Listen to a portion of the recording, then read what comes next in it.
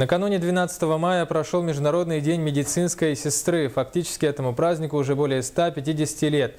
Как отметили медсестры Нерюнгринской городской больницы свой профессиональный праздник в сюжете Игоря Акимова.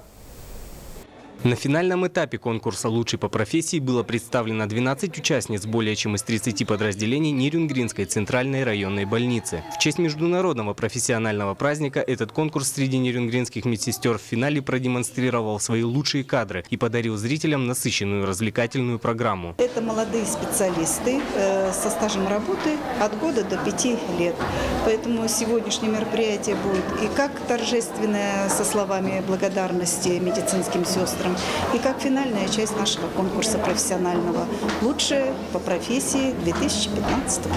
Медицинская сестра – это одна из наиболее гуманных профессий всех времен. Среди нерюнгринских медсестер многие пришли к своей работе по зову сердца. Ольга Слепинская рассказала, как чуть менее 10 лет назад с самой нижней ступеньки начинала свой карьерный путь. В медицину я пришла в 2006 году.